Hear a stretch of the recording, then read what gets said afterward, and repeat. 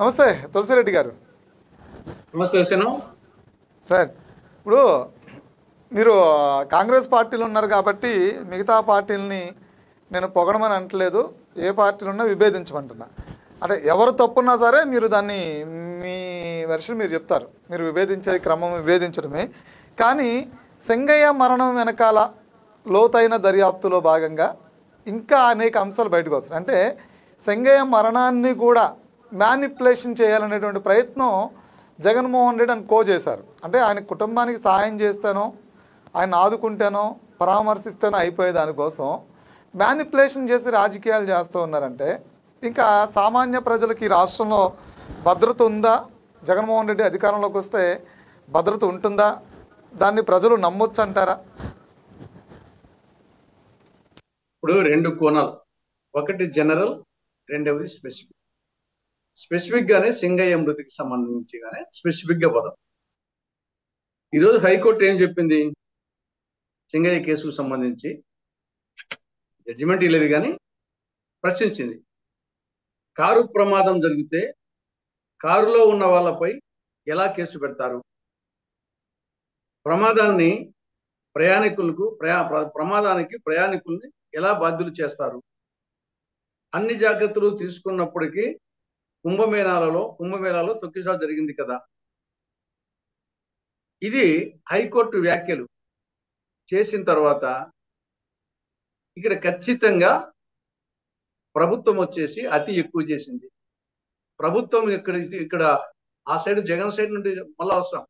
ప్రభుత్వం వచ్చేసి సక్రమంగా ప్రవర్తించలేదు, కక్ష కనపడతా ఉంది, అతి ఎక్కువ చేస్తుంది దీని మీద అనేది స్పష్టంగా తెలుస్తా ఉంది. ఇక్కడ సింగయ్య మృతి చెందింది వాస్తవమే.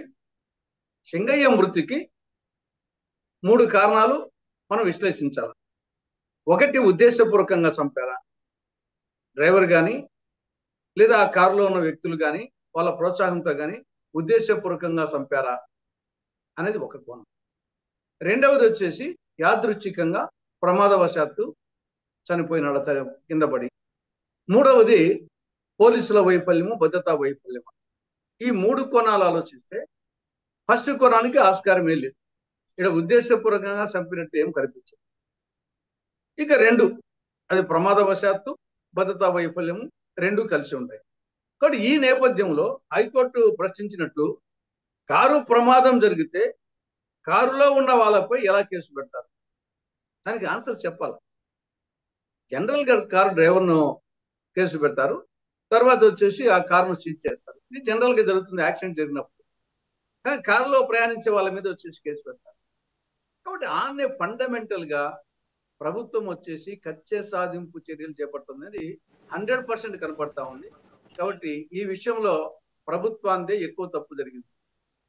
అది తర్వాత అతనికి పర్మిషన్ లేకుండా అనుమతి ఒక 3 కార్లకు 100 మందికి ఇచ్చినా కానీ పర్మిషన్ ఎక్కువ కొన్ని వేల మంది తీసుకురావడం అనేది అది ఒక యాంగిల్, అది జగన్మోహన్ రెడ్డి తప్పు. రెండవది వచ్చేసి చనిపోయిన విషయము తెలిసి అతను పట్టించుకోకుండా పోతే అది మానవత్వం లేని కోణంగా వస్తుంది. తర్వాత అయినా సరే అతను వచ్చేసి తెలుసుకొని వాళ్ళని పరామర్శించిండాలా, ఎక్సైజ్ డబ్బులు ఇచ్చిండాలా, ఆ కోణం వేరు. కానీ మృతికి వచ్చేసేసి జగన్మోహన్ రెడ్డి కారణం అని చెప్పేసి అతని ఆ కారులో ఉండే వాళ్ళ పేర్లు పెట్టడం అనేది ఇది ఏమాత్రం సమంజసం కాదు. ఏ నిష్పాక్షికంగా వాదించే వాళ్ళకైనా సరే ఎవరికైనా హైకోర్టు చెప్పిన వ్యాఖ్యలే గుర్తుకొస్తాయి. కాబట్టి ఇది ప్రభుత్వం జగన్మోహన్ రెడ్డి కక్ష సాధింపు కంటే ఈ ఎక్కువ కక్ష సాధింపులు కనపడుతున్నాయి. అప్పుడు వాళ్ళు కక్ష సాధింపులు చేశారు వైకాపా వాళ్ళ మీద, అంతకు ఎక్కువ ఇల్లు వచ్చేసి టీడీపీ కక్ష సాధింపులు చేస్తున్నారు. ఇది కరెక్ట్ కాదు.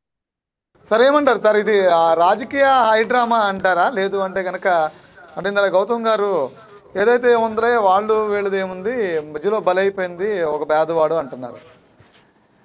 ఒక పేదవాడు చుట్టూ ఇంత డ్రామాని నడపడం అనేది ఒక రాష్ట్రానికి మాజీ ముఖ్యమంత్రిగా ఉన్నటువంటి ఒక ముఖ్యమంత్రి చేసినటువంటి వ్యక్తి ఒక మాజీ ముఖ్యమంత్రికి తగుతుందంటారా? చాలా సింపుల్గా పరామర్శించి ఆ కుటుంబాన్ని ఆదుకుంటే సరిపోయే విషయానికి ఒక వెహికల్ రెడీ చేసి దానికి మళ్ళీ రక్తం అంటించి మళ్ళా ఇన్వెస్టిగేషన్ మళ్ళా మొదటికి తీసుకొచ్చి హైకోర్టుకి వెళ్ళి ఇది క్వాష్ చేయండి అని చెప్పని అడిగి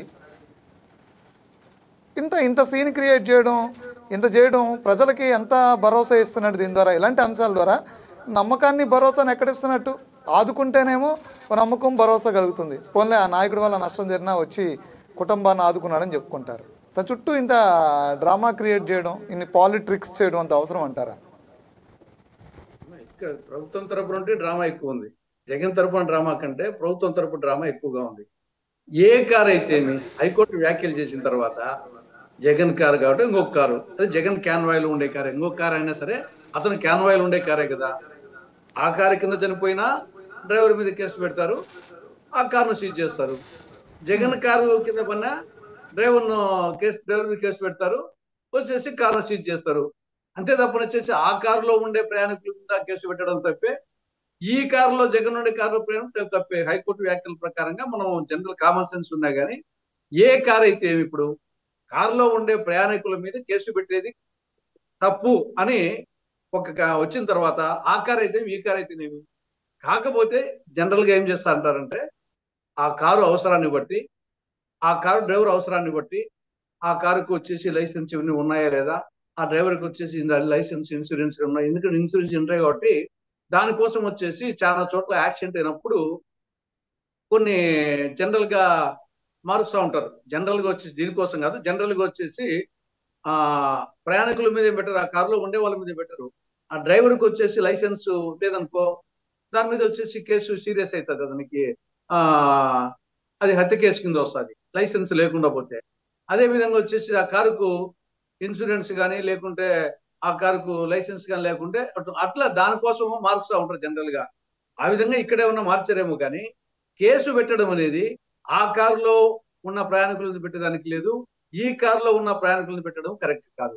కాబట్టి జగన్ ను ఏటుగా పెట్టడమే. ఆ కారైనా ఈ కారైనా, ఈ కారే అనుకున్నాంలే, ఆ కారు అది వచ్చేసి వాళ్ళు పెట్టినట్టు ప్రభుత్వం చెప్పినట్టు రెండోసారి చెప్పినట్లు జగన్ కారు కిందనే పన్నాడు.